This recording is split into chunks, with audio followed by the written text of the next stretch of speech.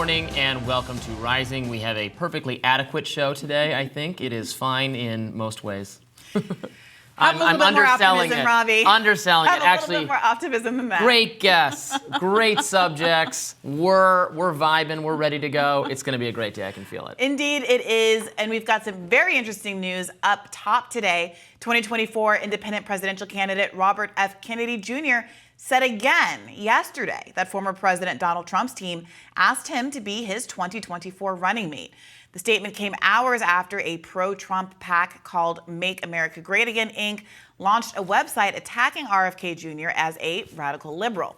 Kennedy responded on X, quote, "President Trump calls me an ultra-left radical. I'm so liberal that his emissaries asked me to be his VP. I respectfully decline the offer. I am against President Trump and President Biden can't win. Judging by his new website, it looks like President Trump knows who actually can beat him." Kennedy says Trump's team first approached him about being the VP in January. I would not take that job.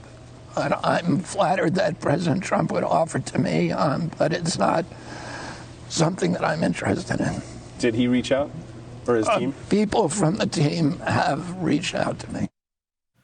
Trump's co-campaign manager, Chris LaCivita, challenged RFK on X yesterday, calling him a lefty loony that would never be approached to be on the ticket. Now, it's no secret that both Democratic and Republican parties are feeling the heat from the slew of third-party candidates in the 2024 race, including RFK Jr., as well as Jill Stein and Cornel West. A new piece in Mother Jones makes the case that none of these candidates stand a chance in becoming president, but could play a key role in bringing Donald Trump back to the Oval Office. But while liberal outlets like Mother Jones are making the case against third-party candidates, it seems like the Trump campaign may be aiming to exploit them just a little bit, not by just allegedly floating RFK Jr. as a VP pick, but by exploiting leftist frustration with Joe Biden's energy policy. Now get this, leftists are accurately pointing out that domestic oil production is higher than ever, and they're complaining about the environmental impact. Now, Steve Bannon was quoted as saying, "Stein is furious about the oil drilling. The college kids are furious about it. The more exposure these get, the better it is for us." But at the same time, as MAGA World is aware of Biden's record energy production numbers and attempting to exploit them, Trump is claiming that Biden has killed America's energy independence and has waged a war on American energy. Meanwhile, things are looking up for President Joe Biden for once. He saw his highest approval rating since November yesterday, climbing to 43% in a new poll from the Financial Times and the University of Michigan's Ross School of Business, marking a 4-point increase from the same poll taken in March. All right, the RFK Jr. news is pretty interesting. Do you believe him? Do I believe him about what? That the Trump team reached out to be VP. Oh, yes. I absolutely believe that Trump surrogates were interested in having him on the ticket. For one thing, Trump is searching for a VP. It's not obvious who it's going to be. It's clear that RFK Jr. could actually shore up support he needs from aspects of the right who are frankly dissatisfied with Trump on COVID, of all things, who think he was the lockdown president, he was the mandate president, et cetera, even though he said he doesn't ever wanted to require the vaccine, but he is associated with some of the that kind of stuff on COVID. RFK Jr., there was some reporting recently that he had asked Tulsi first to be his VP, and she turned him down. There's also been reporting, I think in just the last 24 hours, that again, finally it's done. He is not interested in joining the Libertarian Party, or that's not going to happen. I saw that headline again. I know we've gone back and forth with that headline like 18 times in the last 2 weeks, but it looks like he is running his own independent third-party candidacy, not going to join the LP. But I think this is, I think this, in terms of the Trump VP news, I think this is a great card for him to always be able to play, frankly. And we say, oh, you're making fun of me now? Well, you wanted me on the ticket not that long ago. Right, but in this case, we have Trump campaign staffers coming out and explicitly denying that the offer was ever made.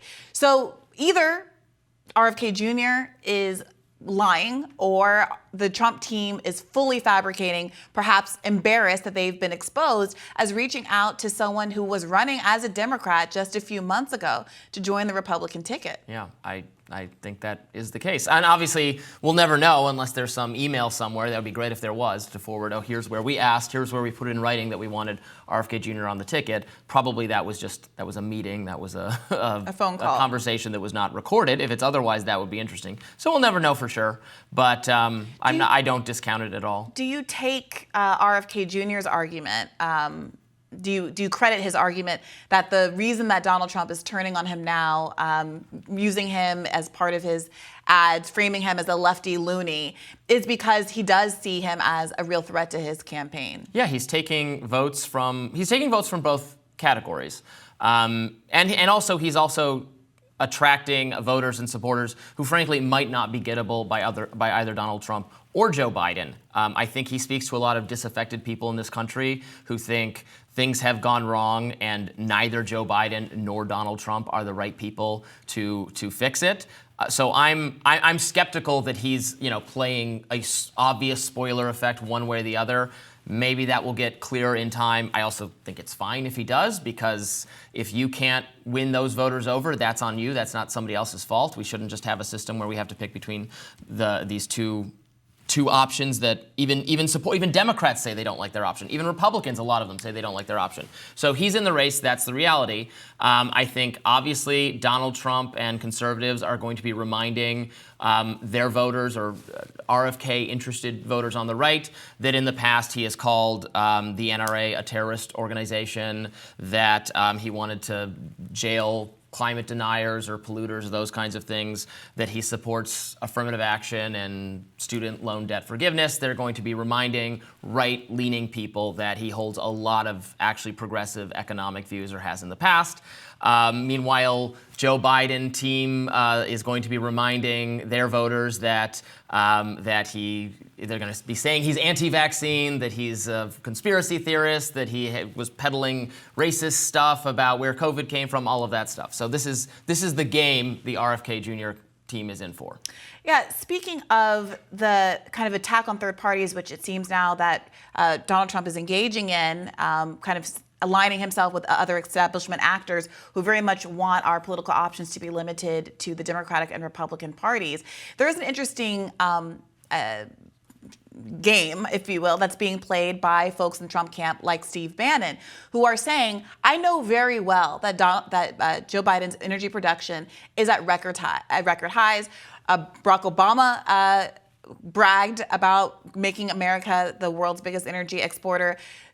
Now his former VP, has exceeded even those records. This is something that feels like a betrayal to many people on the left, given that Biden ran on and really touted the kind of climate anti-climate change provisions and Build Back Better, at the same time that he largely wiped them out with his energy policy. So that being said, conservatives who like a strong energy policy, who like to drill, baby, drill, are simultaneously on the stage with it from the pulpit that Donald Trump occupies, claiming that Joe Biden has not actually achieved that he is actually destroying the energy policy, at the same time that people in MAGA world like Steve Bannon are going around saying, well, it's good for us if the leftists who know the truth about the matter and are upset about it are able to fight this battle from the other side. What does this say about the information war and about the credibility of the Republican Party if we know that these actors fully are aware that that Joe Biden, rather, Freudian slip, that Joe Biden is effectuating their energy goals, but they are still so willing to represent to their base that he is acting in the opposite way? Well, they should just say to the base that when Republicans are in charge, or if Donald Trump gets to be president again, going to drill, baby, drill even harder. They're going to tap that well more aggressively. They're going to deregulate nuclear, make it easier to build nuclear facilities. They're going to do all of those things. Quite the question I'm asking, right? Okay. The question I'm asking is, how should the voters feel about being so actively lied to about what the current state of energy policy is? And how can you have an expectation that Republicans in an office are going to do anything differently or what they're going to do at all, given that they are not being truthful about the current state of the energy policy? I mean, yeah, if I were them, I would just say Joe Biden has not actually been beholden to climate change, progressives, anti-civilizational forces, but who knows whether he would be in his second term, and you need to put Republicans in office to make sure we can still have fuel to put in our car tanks and that kind of thing. Yeah, this is a problem for Democratic messaging as well, because you hear this all the time when you listen to a show like Pod Save America, some of these liberal outlets that express frustration that Joe Biden isn't getting credit from conservatives for having record high energy production at the same time that they want leftists to fall in line and vote for him, even though he has dramatically betrayed his promises to them on the environmentalist front. And I think the fundamental problem here does seem to be that there are parties, the Democratic Party in particular, seems to be more interested in courting independent and right-leaning voters than shoring up the base that actually got Joe Biden elected to begin with. And that is an issue not just with respect to energy, but in a lot of other sectors where they're leaning into the immigration discussion, they're leaning into the tough on crime discussion, and they've really forgotten that the Democratic Party used to offer positive, affirmative, popular policies on issues like labor and the environment and education and affordability questions. So have they gotten themselves into a situation where they can't truthfully and clearly message because they're so worried about who in America might not be sympathetic to any given message? I mean, I don't know. The race is tightening a little bit. Biden's his numbers versus Trump in the swing states have gotten a little bit closer. We're getting to a place where this is not such a runaway right now in front of on behalf of Donald Trump at all. So I don't know. Maybe that very strategy is working. Well, I think the fact of the matter is Biden being Biden, Trump being Trump, and Biden being the incumbent, the numbers being what they are still a disaster. And I think even liberals acknowledge that him showing some incremental improvement here is very far from where they would like to see themselves. Well, that's for sure. More Rising after this.